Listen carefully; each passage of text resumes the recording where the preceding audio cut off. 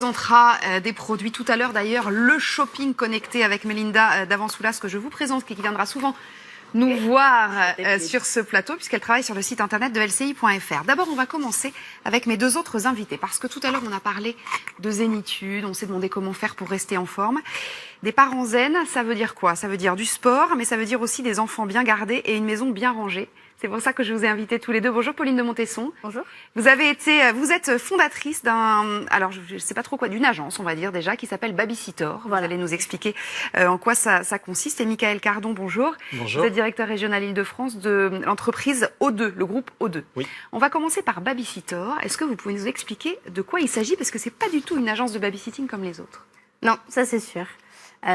Pour raconter la petite histoire donc de Babysittor, en arrivant à Paris il y a 4 ans maintenant, étant étudiante, je cherchais donc des babysitting et je voulais donc absolument me faire un petit réseau à Paris parce que donc j'étais étudiante à Lyon, mais en arrivant à Paris, c'est vrai que c'était de nouvelles familles. Oui, quand on connaît personne. Voilà, c'est jamais évident et donc j'ai missionné mes frères et sœurs pour me mettre en contact avec tous leurs amis qui avaient des enfants à Paris et c'est de là qu'en fait une première communauté s'est créée avec ces parents-là et moi, mes amis babysitters, pour justement qu'on puisse se mettre en relation pour pouvoir... voilà, en fait, c'est de la mise en relation de gens qui font partie d'un même réseau. J'ai lu un papier dans la presse qui disait vous êtes le Rotary Club du babysitting. Ça veut dire quoi? Ça veut dire que c'est select? Alors justement, pour rentrer dans cette communauté, il faut un parrainage. C'est-à-dire qu'il faut être recommandé par un membre déjà existant de cette communauté. D'accord. Qui permettent de garder une certaine sécurité, une certaine aussi fiabilité. C'est un peu comme le fameux site gens de confiance qui, pareil, on doit se faire recommander. Oui. Alors, le principe de Babysittor, enfin votre promesse en tout cas, c'est de nous trouver une babysitter très vite. Très rapidement, oui. Ça, on a énormément de chance que nos babysitters soient très réactives. C'est vrai qu'il arrive que les parents, quand ils veulent sortir... et s'offrir un petit dîner à la dernière minute, postent souvent vers 19h et en 10 minutes, ont quand même beaucoup de réponses. Enfin, ça, c'est dans Paris, j'imagine. Dans Paris, principalement. Après, pour la province, ça marche aussi. Mais c'est vrai que les babysitters sont peut-être un peu moins réactifs. Alors, comment est-ce que vous les recrutez, ces babysitters, du coup? C'est pareil, vous les recevez, vous, ou pas? Ou alors, c'est simplement aussi par cooptation?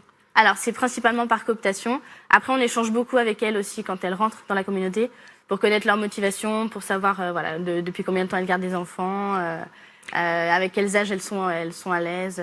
Et alors, est-ce que c'est comme sur Uber où on note la famille et la famille note la babysitter? Oui, tout à fait. Ah oui, c'est ça. Parce qu'on a lancé une application donc en début d'année où justement les babysitters sont notés, les parents peuvent aussi mettre un petit commentaire et les familles sont également notées par les babysitters. Donc par exemple, moi ce soir j'ai un problème pour faire garder mes enfants. Comment ça fonctionne? Je ne suis pas du tout sur Babysittor. Comment est-ce que ça fonctionne? Comment est-ce que je peux, moi, rentrer dans la communauté? Et est-ce que je peux avoir une babysitter pour ce soir 19h30? Bien sûr. Ouais. En fait, il faudra vraiment que vous téléchargez l'application et après demander à votre réseau, parce que c'est comme, la communauté a quand même beaucoup grossi. Aujourd'hui, on est 70 000, un peu partout en France et aussi à l'étranger. Donc c'est vrai que c'est assez facile aujourd'hui de trouver des personnes qu'on connaît qui sont membres de Babysittor et donc qui pourront potentiellement vous parrainer. Pour pouvoir accéder à l'application. Combien de parrainages pour être... Un seul. Un seul, d'accord. Voilà. Et donc une fois dans l'application, vous pourrez poster votre annonce et nous avons mis un système de favoris qui permettent aux parents de pouvoir envoyer donc l'annonce à leurs babysitters qui viennent régulièrement chez eux, qui connaissent bien. Et voilà, et comme ça, normalement, en moins de 10 minutes, vous pourrez trouver pour ce soir. Et alors, si une babysitter pose un problème, par exemple, j'ai un souci, ça peut arriver, une jeune fille, soit qui oublie de venir, soit je vois qu'il y a des choses qui ont disparu chez moi, soit ça se passe très mal avec les enfants, enfin, un dérapage. Oui. Qu'est-ce qui se passe? Bon, j'imagine que la jeune fille est exclue du réseau, a priori, et le parrain?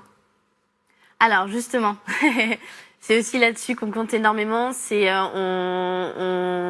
est vraiment très vigilant là-dessus. On missionne les parrains de faire vraiment très attention aux personnes qui parrainent. Eh ben oui. On les met en garde parce que c'est justement grâce à ces parrainages qu'on arrive à faire grossir la communauté.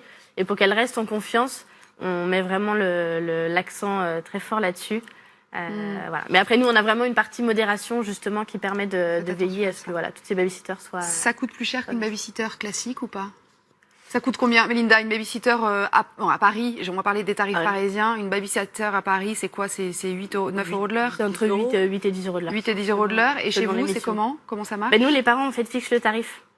Eux-mêmes. D'accord. C'est pas nous qui fixons le tarif. Voilà, et c'est payé via l'application ou il va donner de l'argent directement à la jeune fille? Ils ont le choix. Voilà, on a mis justement cette solution de paiement dans l'application pour un petit peu entre guillemets ubériser la chose. D'accord. Mais les parents peuvent bien sûr payer. Alors il y a une petite critique qu'on peut faire peut-être sur Babysitter, c'est que du coup il n'y a pas de mixité. C'est-à-dire que c'est un peu de l'entre-soi. C'est a priori que des gens du même milieu qui sont dans la même ça l'était au début. Ça l'est plus maintenant. Ça l'est plus. Non.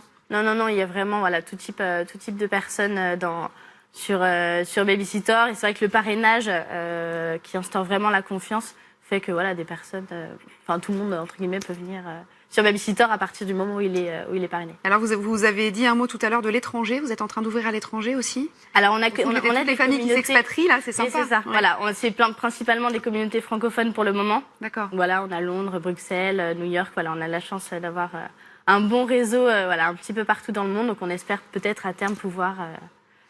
Bon, écoutez, vous êtes toute jeune pour avoir lancé une appli comme ça. Hein.